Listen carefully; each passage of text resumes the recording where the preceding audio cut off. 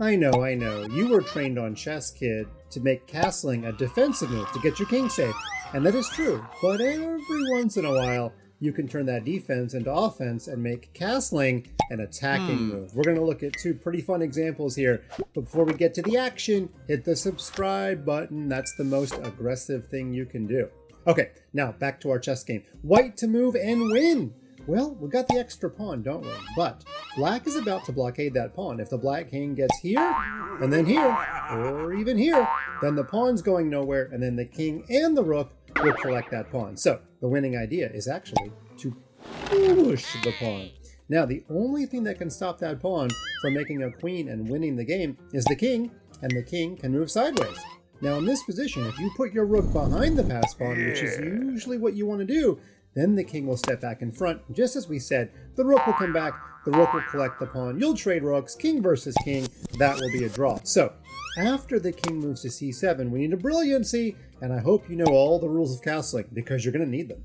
We're going to promote to a queen. Why would we do that, Fun Master Mike? You just hung your extra pawn.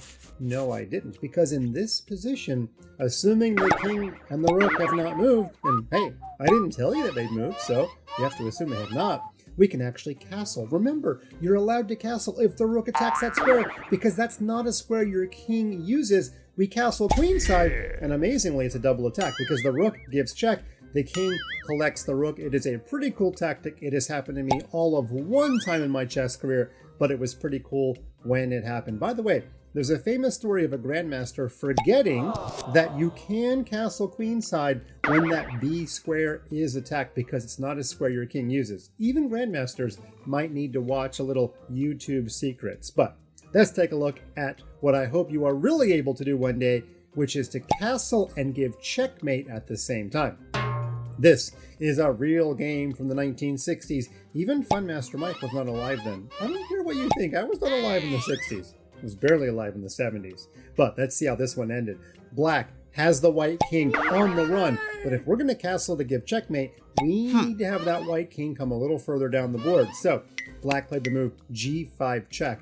And the only move for the king was to go to the square e5. Now, we played queen to e4 check.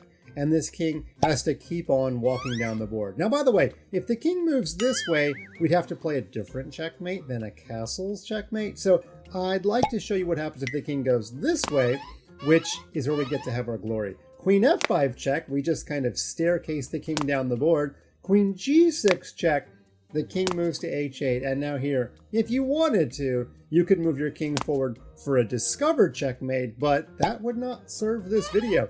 That's instead castle queenside for a checkmate, castling while delivering mate. You may only get to do this once in your career as well. So there you go, chess kids. You're probably going to castle once per game. You're probably not going to win by castling, but every once in a while it happens. And if it does, you can say you learned it right here on ChessKid YouTube.